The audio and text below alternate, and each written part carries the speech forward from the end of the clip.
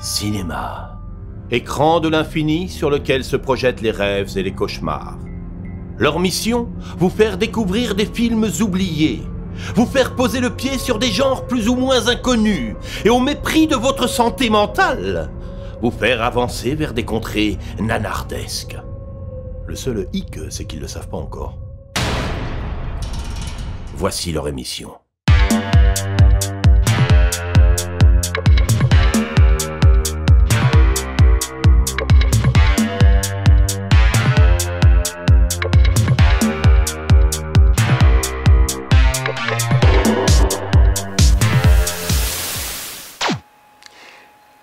Et bonsoir à tous, bienvenue dans le 4e épisode de VHS. Visionnage autonome subjectif, l'émission des films plus ou moins oubliés. Exactement, et oula, faut qu'on arrête de regarder et de lire des nanars, Mathieu. Oui, je commence à surjouer, ça ne va pas. Ouais. D'ailleurs, Mathieu, c'est le thème d'aujourd'hui, c'est quoi un nanar? Un nanar, tu ne sais pas ce que c'est, mais comme c'est marqué ici, c'est les mauvais films sympathiques, tel que l'a défini le Nanarland, le site de référence français, Cocoricotte. Exactement, donc n'hésitez pas à lire leurs bouquins, qui sont super sympas, et aller sur leur site. Mais du coup, Mathieu, un nanar, c'est quoi vraiment en fait? Alors, un nanar, c'est un mauvais film sympathique. C'est-à-dire un film qui est tellement mauvais que justement on y trouve une qualité, parce qu'on rit du film, on rigole de ce qui se passe à l'écran, parce que c'est tellement pourri que justement, comme disait François Truffaut, les Français ont deux métiers. Leur métier est critique de cinéma, et bien là, on est critique de cinéma à fond. D'où les deux films qu'on a regardés pour ce mois-ci. Oui. Voilà, donc si c'est mauvais, ça peut être à cause du budget, ça peut être à cause des comédiens qui sont nuls, ça peut être de la réalisation même, de la technique, voilà, de tout ça. Et ben on a de quoi dire aujourd'hui parce qu'on s'est fait plaisir en fait. Oui. Plus que dans le Hobbit, hein, Mathieu, merci. Et voilà. Et donc encore, j'aurais pu te faire pire, parce que tu aurais pu avoir un nanar qui aurait été un nanar.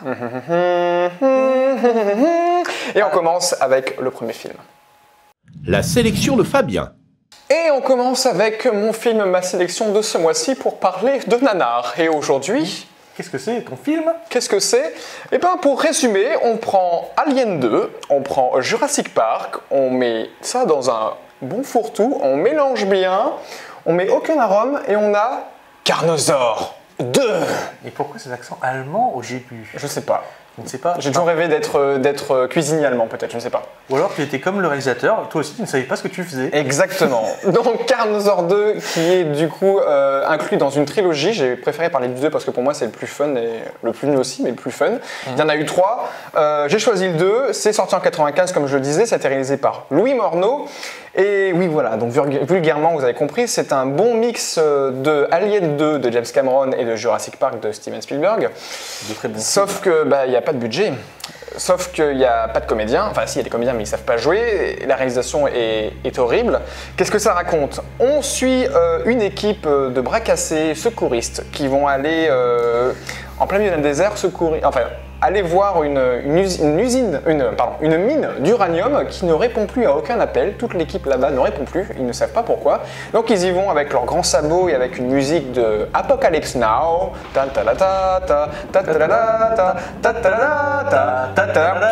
Pour comprendre qu'en fait, il y a des dinosaures clonés qui sont dans la mine. Et on ne sait même pas pourquoi d'ailleurs, parce que même le lien entre le 1 et le 2, le 1 pour faire très simple, c'était un scientifique qui avait mélangé de l'ADN de poulet, si je ne me trompe pas, avec du dinosaure, et donc le dinosaure après avait grossi et semé la panique. Et là, le 2, le lien, on ne sait pas pourquoi ils sont dans cette mine d'uranium. Oui, parce que pour des secouristes, on dirait plutôt des sortes de barbouzes. Donc voilà. Pourquoi j'ai choisi cette belle merde à vous présenter ce soir? Tout simplement parce que c'est un film que j'avais vu quand j'étais très très jeune. J'en ai regardé pas mal, même Mathieu, on s'est échangé plein de films dans la semaine et je me suis dit, hier soir, je me suis dit, mais attends, j'en connaissais un de nanar. Les nanars, c'est que j'aimais quand j'étais petit, mais qu'en fait est très mauvais, c'est Carnosaur 2. J'adore les dinosaures, mais alors là, c'est horrible. Avant d'entrer dans les détails, Mathieu, toi, qu'est-ce que t'en as pensé de cette... C'est une belle contrefaçon, dans le sens où justement Jurassic Park c'était bien, Alien 2 c'était bien, quand c'est copié, effectivement, c'est pas joli. Et là en même temps il y a contrefaçon y compris sur le titre puisque de Carnosaur on en aura un à la fin, sinon avant c'est des Vélociraptors. Et même pas, des Deinonychus. même pas c'est un T-Rex à la fin. C'est un T-Rex. On le prononce bien comme un T-Rex, donc il n'y a pas de Carnosaur dans le film. Quand je pense que c'est Roger Corman qui a produit ça, Ouais. un de mes héros. Et ouais. Et en France, ça s'appelle Espèce mutante. Ils sont dit, il n'y a pas de Carnosaure, on va mettre Espèce mutante. Ça c'est bien. Donc voilà. Sympa. Donc on va parler de nanar, ça va être difficile parce que dire de plus sur un nanar comme ça, la mise en scène est classiquement mauvaise en fait. Les dinosaures sont en plastique. Alors vous savez les gros dinosaures à Jouet Club, je reviens sur Jouet Club, j'en parle toujours de Jouet Club, ils ont des beaux jouets là-bas peut-être. Les dinosaures anti-stress. Et c'est ça, quand les dinosaures ils tombent par terre ou ils explosent ou machin, et on voit ça. C'est des comédiens qui étaient dans les costumes. D'ailleurs, on voit bien qu'ils ont été rafistolés par rapport au premier parce qu'ils n'avaient pas de budget, un petit peu comme dans les premiers Planètes des singes, si je me trompe pas. Voilà, on a des personnages clichés. On a le gros bad boys, on a l'informaticien, on a la nénette qui sait pas se servir d'un flingue, on a la nénette qui sait trop se servir d'un flingue. On a le jeune traumatisé parce que oui, comme dans les Jurassic Park, on met un enfant dedans qui fait aussi le lien avec Alien 2, la petite fille d'Alien 2. Là, c'est un petit garçon qui est choqué.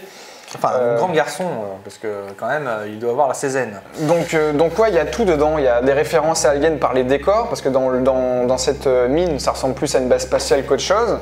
Donc en 95, on est sur des grosses plateformes avec plein d'ordinateurs, comme on aimait bien le faire. Et le côté Jurassic Park, c'est dans le côté un petit peu huis clos de la salle de contrôle, avec les dinosaures qui se trimballent limite dans les tuyauteries. Et je n'ai jamais compris comment ils pouvaient être dedans. À un moment, ils font ouais, ils sont dans la tuyauterie, il faut qu'on aille mettre des explosifs. C'est ça aussi l'intérêt d'un nanar, c'est d'avoir des moments what the fuck. Donc, comme lorsqu'il y a un noir qui essaye de boxer un vélociraptor. Oui, j'avais oublié ça, ouais. Le dinosaure lui fout des tatanes, comme ça, après je le fais bien. Et lui, ouais, je veux boxer et tout, et il se fait défoncer. On souffre pour faire cette émission là. Donc voilà, que dire de plus? Si que les dialogues sont ultra mauvais, c'est genre ah là là, j'ai peur ici tout seul, et 2 secondes après, j'ai vraiment peur tout seul. Ouh. Je pense qu'on aurait pu être un César au dialoguiste de ce film-là. Voilà, qu'est-ce que tu peux dire de plus, toi, Mathieu, sur le Carnosaur 2? Oula. Équation. Un film en carton est égal à acteur en mousse, dinosaure en mousse et décor en plastoc. Ça pourrait très bien être cette version-là, mais surtout ce qui m'intéresse, moi, dans ce film-là, c'est que c'est un film de nanar à recette. Qu'est-ce que c'est un film de nanar à recette? Il faut savoir que le nanar, justement, très souvent à cause de son milieu fauché, comme les blés, ce que ça doit faire, c'est essayer d'être rentable à petits coups. Donc, ici, qu'est-ce qu'il fait? C'est très simple, comme on l'a dit, c'est une repompe de Aliens. Parce que justement, le 2, Aliens, même le 1, il y a des références au 1. Oui, bien sûr. Comme Aliens avait des références à Alien aussi, même si c'était un changement complet. Parce que justement, James Cameron avait inventé, qui était l'origine de l'écurie Corman d'ailleurs, je précise, James Cameron avait inventé des clichés grâce à Aliens. Donc forcément des clichés, mais c'est tout trouvé pour pouvoir faire un film. Il suffit d'utiliser la même chose. Seulement, il y a une manière de faire qui fait que quand tu as de bons navets, s'il cuit mal, c'est pas bon. Et là c'est pareil. Ça cuit très très mal. Voilà, et si un des 3 à voir, c'est celui-ci, je vous ai raconté un peu l'histoire du 1. Et le 3, je me suis remémoré et je l'ai vu en fait. Ah ouais. C'est des terroristes qui veulent du coup voler un camion d'uranium. Le lien. Wow. Et en fait, dedans, il y a des dinosaures qui ont été congelés et cryogénisés, et du coup, ils les libèrent et ça fout le bazar en ville. Voilà, c'est un grand plaisir. Mais voilà, là, on le descend, mais c'est un plaisir de regarder ça avec des potes. Les nanars, c'est toujours mieux avec des potes, avec une bonne bière. C'est toujours cool. Et comme j'aime les dinosaures, je voulais vous parler de ce film-là. Voilà, que dire de plus à part c'était là.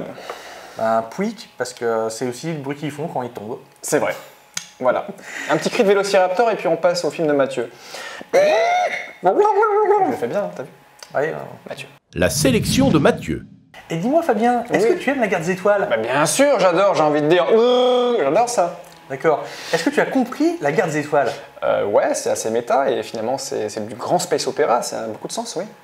Mais je veux dire, toi, au moins tu as compris les codes, tu as compris comment ça fonctionnait, la force, c'est pas n'importe quoi, c'est pas ce que fait J.J. Abrams par exemple. Oui, tu veux dire que t'es mon père? Non, Ah bon. ce que je veux dire, c'est que tu comprends mieux la guerre des étoiles que les Italiens qui l'ont vu en prime time quand c'est sorti. Tu veux parler de... Oui, le choc des étoiles, Star Crash. Ah non, pas plus que ça. Si. Tu avais ri. Oui, j'ai ri. De ce film-là, donc un film de Luigi Cozzi, qui fait partie de ces films qui ont signé l'arrêt de mort de l'industrie cinématographique italienne. Il faut savoir qu'il y a eu 3 films qui ont massacré l'industrie italienne, qui faisaient que copier les Américains. Il y a donc eu La Guerre des Étoiles, comment s'appelle, Conan le Barbare et Mad Max 2. Avec ces 3 films-là, ils ont tellement copié qu'ils ont fait de la merde en bar, en canette. C'était de la panna cotta à tous les étages. Donc, le choc des étoiles, qu'est-ce que c'est? C'est la réponse à la guerre des étoiles. Tu as trouvé ça comment? J'ai trouvé ça fun, mais en fait, ils n'ont pas compris ce que c'était Star Wars. Tout à fait. Star Wars, c'est une grande épopée dont tous les éléments se suivent de manière logique. C'est encore enseigné dans les écoles de cinéma. Et ben, Star Crash, c'est on va sur une planète, puis on va sur une autre planète, puis on va sur une autre planète. Et c'est tout. Et on découvre un personnage, puis un autre personnage, et puis un autre personnage. Même pas, parce que sur 2 planètes, ça sert à rien. Ah oui, c'est vrai. C'est vrai. Bref, c'est nul. C'est fait avec des maquettes. Et surtout, de quoi ça parle? Bon, parce qu'il y a quand même une histoire. Oui. Même si elle est résumée en début de film, elle est un peu Ah oui, alors, incompréhensible. au début, petite parenthèse, il y a le texte déroulant, donc pas oblique parce qu'ils n'avaient pas les moyens à l'époque, donc c'est bien droit. Et du coup, je l'avais jamais vu, Mathieu connaissait le film, donc il attendait peut-être mon regard dessus. Et à la fin du résumé, j'ai explosé de rire parce que je n'avais pas compris. J'ai fait le but du jeu, c'est de comprendre le début, et en tout cas le contexte de l'histoire, et je ne comprenais pas, donc j'ai dit putain, c'est bien parti. Donc, l'empereur du premier cercle intergalactique sidéral, qui est joué par Christopher Plummer, qui avait besoin de payer son whisky, doit essayer de combattre le méchant dirigeant des étoiles maudites, Zart Arn, Qui ressemble pas du tout à Dark Vador, c'est plus un Zorro Dracula. joué par Joe Spinell, qui a joué le tueur dans Maniac, le premier, avec Caroline Munro, qui est aussi ici l'héroïne, qui s'appelle Stella Star. Et qui est encore moins habillé que Leia avec Jabba the Hutt. Voilà. Et donc, le conflit entre ces 2 entités, même si apparemment Zartan est un ancien féal de l'empereur des étoiles, donc Zartan a découvert une sorte d'arme ultime qui ne sert pas à grand chose parce que ça fait des machins, ça fait des sortes de bulles. Et apparemment ça peut détruire des cerveaux ou quelque chose comme ça. On se retrouve dans tellement de situations what the fuck qu'on se dit non, il ne peut pas y avoir pire, il ne peut pas y avoir plus costaud, il ne peut pas y avoir plus déjanté, déglingué. Et ben si. Et ben si, c'est fait. Donc ça c'est du bon nanar qui fait bien rire dans les chaumières. Ben moi je me suis bien marré. Mathieu, t'avais hésité du coup avec le Turkish Star Wars. Mais ça c'était peut-être un petit peu trop épicé. Ouais, comme j'étais assez choqué par le Hobbit du mois dernier, je me suis dit on regarde un truc un peu plus léger. Tu vivras. Et c'est qu'à de le dire, c'était bien léger, même les maquettes étaient très légères parce que les décors étaient assez épiques. Au début j'ai trouvé ça plutôt... C'est vrai que les maquettes ressemblaient à des jouets, mais je trouvais que la mise en scène et les effets lumière pouvaient y prêter et on pouvait y croire. Puis j'ai vu le montage. Voilà, j'ai vu le montage, et puis j'ai vu les cadres qui bougeaient un petit peu, et j'ai vu qu'ils auraient utilisé des millions de fois. Alors moi, il y a une séquence, ça m'a fait trop marrer, de course-poursuite entre les vaisseaux, donc c'est des plans cut où la caméra est fixe, et puis on voit toujours les vaisseaux passer devant. Aucune géométrie. Je suis en temps réel, hein. Ouais, je résume. Mais voilà, c'est ça pendant presque 3 minutes, et je dis, mais c'est bon, on a compris que c'est pour chasser, mais à un moment, il faut passer à autre chose. Ben, il y a un équilibre qui aimerait être là, mais qui n'est pas là. Donc les personnages sont un peu plus, je dirais pas profond, mais un peu plus traités que dans Carnosaur 2, par exemple. Donc on a vraiment voilà, le Jedi. C'est toujours profond dans les abysses. La princesse qui est très là du coup. Enfin là, c'est un prince. Oui, mais je voulais pas dire la princesse, la nana. La nana. La nana qui ferait crier les féministes aujourd'hui, Oui. qui est juste là pour se faire sauver. Et du coup, c'est l'héroïne, quoi. Voilà. Et ce Dark Vador, qui est. Je l'appelle le Dark Vador, j'ai perdu son nom encore. Dark. Comment il s'appelle? Zartarn. Zartarn. Voilà, ce Zartarn qui est en fait un prétexte à. C'est un peu lui qui détient la grosse arme qui fait C'est flipper surtout tout le un monde. prétexte à cabotinage, je crois. Ouais, parce Vu que. comment je spiel. tu le fais trop bien. Des années d'entraînement. Il sert vraiment à rien dans le film. Mais pour moi, le gros plaisir d'avoir vu ce film, c'était, j'attendais avec grande impatience, David Hasselhoff. Parce qu'il est dedans, David Hasselhoff. Oui, oui, oui. Et même encore pire que dans les Bob l'éponge des films, vraiment. Donc on retrouve, donc voilà, j'ai parlé de Dark Vador, on retrouve un genre de C3PO qui ressemble plus à Dark Vador du coup. Oui. C'est un peu bizarre. Elias qui aimerait bien ken la nana, mais comprendre que dans le film comme il est un robot, il ne peut pas. Il le dit plusieurs fois d'ailleurs. C'est pas un vieux robot qu'on fait le coup de l'hyperespace. Exactement. Mathieu se rappelle de toutes les répliques, c'est incroyable. C'est incroyable. Donc voilà, moi j'ai aimé Star Crash parce que c'est fun.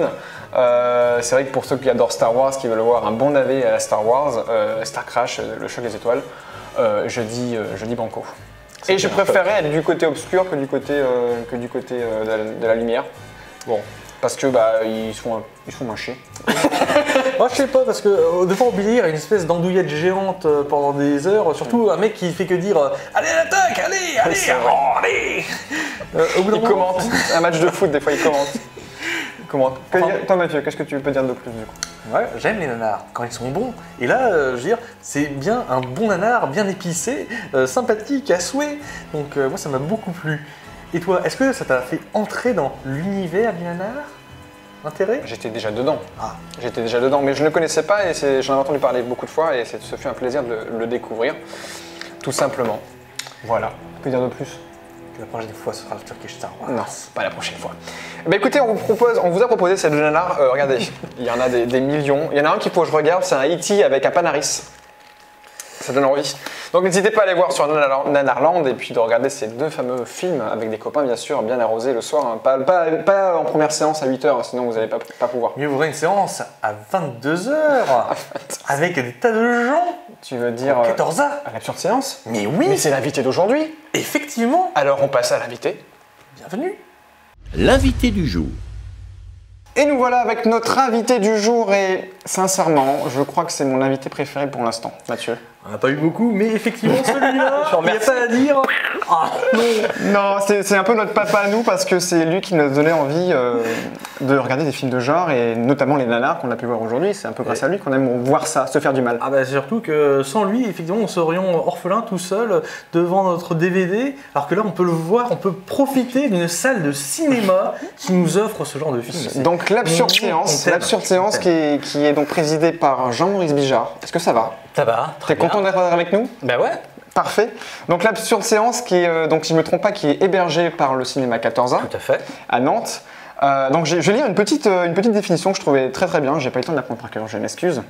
L'absurde séance vous propose une communion filmique, une orgie pelliculée pour tous les spectateurs avides de sensations fortes, de rire gras, d'émotions chocs et parfois de goûts douteux, exactement. De la série B la plus assumée au nanar involontaire en passant par le cinéma X. Oui. L'absurde séance laisse son public se lâcher dans une ambiance festive et survoltée, et voir un public se lâcher dans un cinéma d'art et d'essai, c'est comme faire une rave à la messe du dimanche. Mais je vais jamais à la messe, donc je ne sais pas. En tout cas, la preuve ultime que la loi de 1975 est obsolète. Donc ma première question, du coup, tu pourras un peu plus nous éclairer dessus, c'est quand est-ce qu'est née l'absurde séance à Nantes et d'où vient son origine? C'est du cinéma espagnol en fait qui voulait faire une nuit fantastique qu'on a commencé en 2000. Et donc on a fait ça avec les Espagnols, la nuit fantastique où il y avait 3-4 films et ça a plutôt bien marché, ça correspondait à une attente, donc on s'est dit tiens pourquoi pas. Et très vite je me suis dit il y a un truc à faire et là j'ai proposé à la direction en place à l'époque de faire des séances à minuit le samedi soir avec des films de minuit. Donc c'était forcément du Meyer, il y avait du kung-fu, il y avait des films gore très vite et puis je me suis pas posé la question mais on a commencé en octobre véritablement. Après le festival qui, lui, festival espagnol, était en mars, on a vraiment commencé les réjouissances, hostilités dès la rentrée.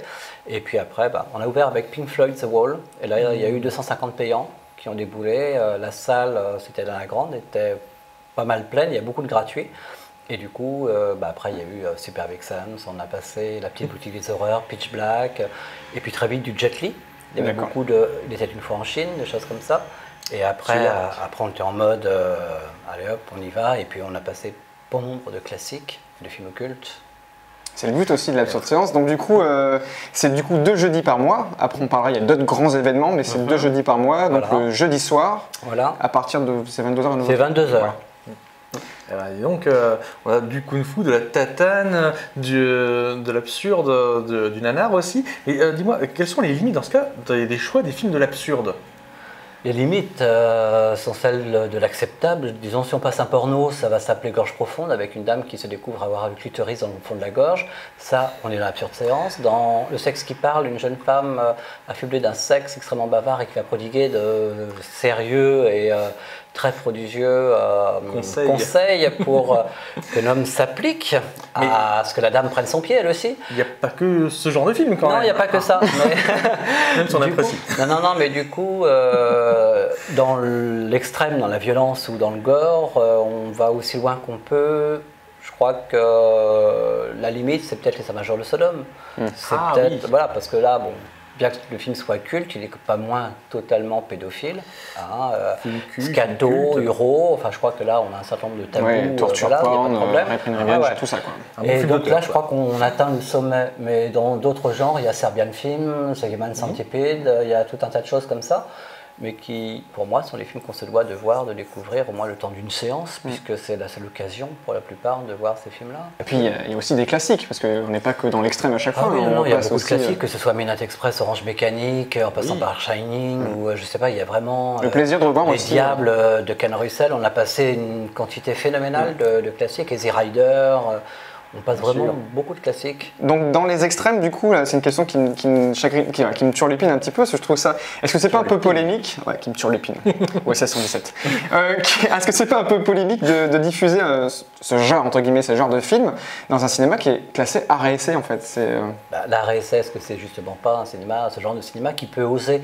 On sait qu'au Gaumont, il n'y a pas de film intermédiaire de 16 ans, vous avez remarqué, ça Oui. passe pas. Ouais. Ah oui, parce qu'il y a pas assez d'entrée. Les cinémas en banlieue, puisque ça se passe comme ça maintenant, en périphérie, vont passer ce genre de film, mais en version française, et ils vont être assez frileux sur ce qui est un petit peu trop extrême du coup. Alors du coup, si un cinéma comme le 14A, qui est un cinéma d'art essai, ne peut pas oser, lui, la différence c'est se dire, tiens, ben voilà, pourquoi pas passer ce film dont personne ne veut, ou qui justement fait polémique, ou je crois que c'est leur intérêt. Ouais, tout à fait. Tout à fait. Vrai. Quelles sont les difficultés pour promouvoir ce cinéma alternatif? Là, on était sur la séquence nanar aussi. Comment on peut... Quelles sont les difficultés pour montrer du mauvais film sympathique sur grand écran? Est-ce que c'était difficile Voilà. au sein du 14A de démontrer le concept de ce que ça pouvait marcher, en fait? Ou même en général, je veux Ouais. dire, parce que... Oui, un peu partout. Ça dépend de pas mal de choses. Disons, ça dépend du film, ça dépend de l'attente du public, ça dépend du moment où on le fait. Et il y a pas mal de paramètres qui rentrent en ligne de compte. Je crois que quand tu passes si c'est un nanar par exemple, faut pas le vendre pour autre chose que ce qu'il est. Si on passe un film, ça peut être un classique, ou quel que soit le film, faut, je pense, être honnête et puis il faut l'aimer pour ce qu'il est, ou le détester, le mépriser ouvertement. Pour ce qu'il C'est est. le seul moyen Tout à fait. de le vendre. Parce que je suis pas VRP, j'ai pas envie de vendre tout et n'importe quoi, j'en suis incapable. Par contre, quelque chose qui me fait vraiment chier, genre l'attaque de la moussaka géante, qui est pour moi un des pires exemples de nanar, qui est même pas drôle, qui est juste Je le note. consternant de conneries, qui dure beaucoup trop longtemps pour ce que c'est.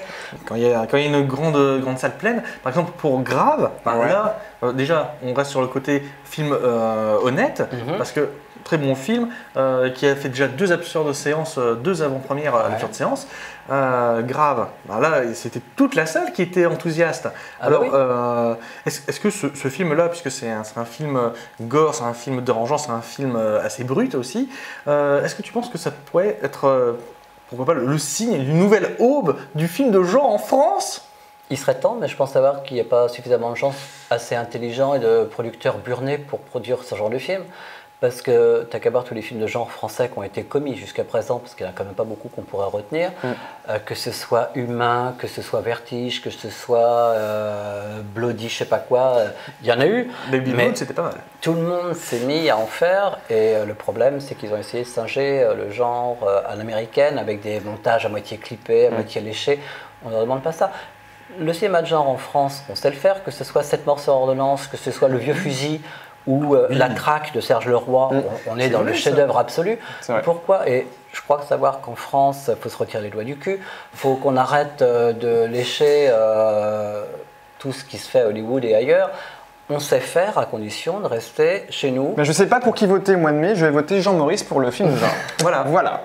Notez bien ça. Jean-Maurice, notre président. Donc dernière petite question du coup, ben voilà, donc j'ai dit que c'était un jeudi sur deux dans le mois, mais il y a aussi plein des autres événements et même des gros événements qu'on attend nous, cinéphiles qu'on est avec grand plaisir.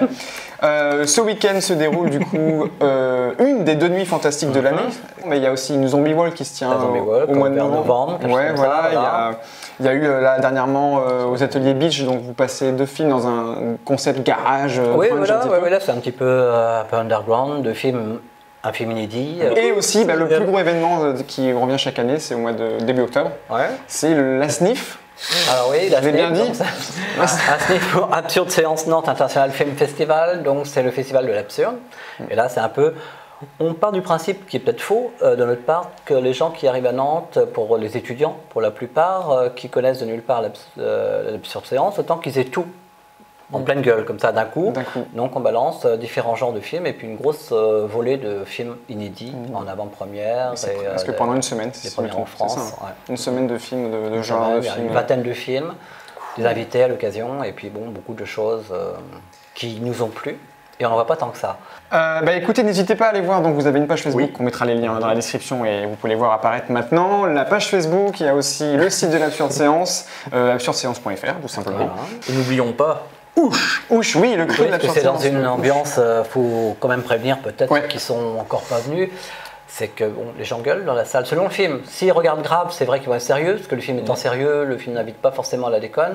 Mais si on passe un film un peu autre, là c'est vrai que les gens se lâchent. Et c'est l'heure de piocher le thème du mois prochain, Mathieu.